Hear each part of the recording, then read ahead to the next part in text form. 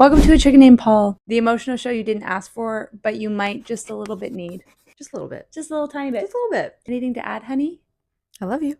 The categories for this week are Queer Joy, Family Matters, A Flower in Bloom, and Controversial Take. Rock, paper, scissors? Yes. Paper, scissors, shoot.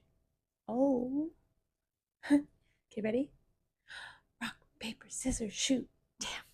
Okay. I would like a controversial take. Give me a hot take that makes some people uncomfortable. I think that some, but not all. Okay? I really want to emphasize that. And I can directly say this because of my background with it. Okay? I think that some churches are actually cults. Oh, obviously. Some people would not agree with that statement. Like I do think it's a controversial take. Is it? Is it? Is that not controversial enough? I don't think so. Okay. I mean, I'm sure, listen. But you've never been a member of a church that wasn't Catholic. No. So that's why you're like, oh, well, of course. Yeah, but obviously. There are a lot of people that, okay, wait, I'll think of another one. I think if you're not if you are indoctrinated, it is like offensive. But yes. I think if you've like ever studied cults, or if you can be critical, that's why I said some. Yeah, not all. Yeah, I understand that. Yeah, because there are a lot of like beautiful churches with like people who genuinely do really beautiful community work. Yeah, I agree. Aren't controlling, don't want to like remove you from friends and family who are not secular, or who are secular. Yeah. Secular? Can I say another one or no?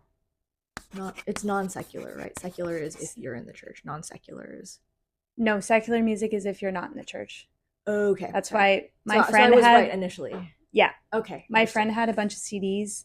We were like, Dave has secular CDs, and his mom was so like on him about what he listened to, and so whenever we got into Dave's car, he'd pull hidden CDs out, and they were all secular music, which is like a big no-no in their house.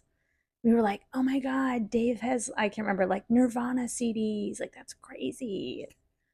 I know. I'm like, I think anything that controls your intake of art is probably fascist in some way, shape, or form. Yeah, definitely. I think there are certain things, obviously, that are like, maybe not music, but like other things that are deeply explicit or not age appropriate. And I can understand keeping like kids or whatever away from specific themes. That's fair. Yeah. But I think if you're like a teenager, a mostly grown adult, and you can handle those topics, like I think anybody who's trying to keep you out of it, not under the guise of like, hey, like, I don't think this is appropriate for you, but like under control, then if not cult, at least fascist. Can I add one more controversy? Please. Just because you want to be a mother doesn't mean you should be a mother. Oh. Yeah, that's a good one. I agree. I feel like that's that could be a whole podcast.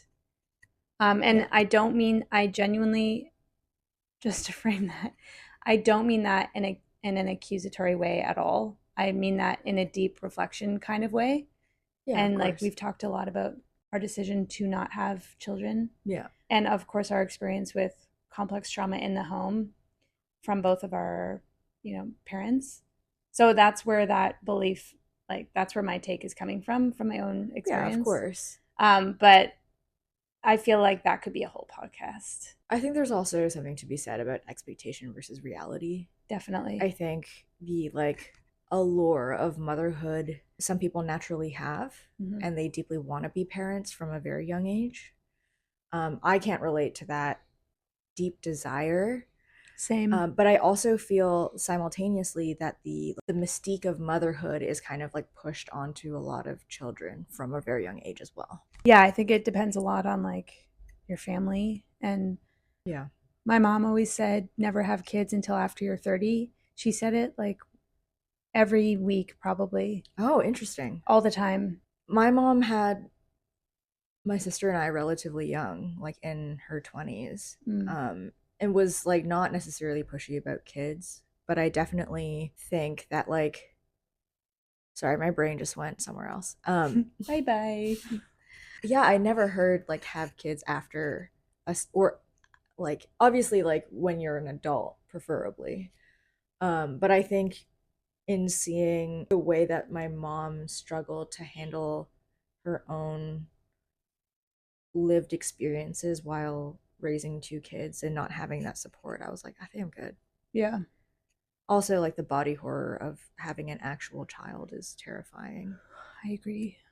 Even the thought of adopting a baby feels like too much. Even if I I take could, my body out of yeah. it, it's like not about, it's about me in the sense that I don't think it's appropriate for me to like care for a child. I feel like we could be good parents, but we have talked a lot about this where it takes so much time and energy and effort to manage our own individual selves because of the trauma that we have.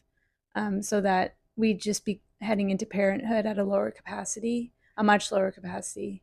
I think beyond that too, it's also like there are people who have significant trauma and they're great parents. I think Yeah, for you and I specifically, it's more so that community.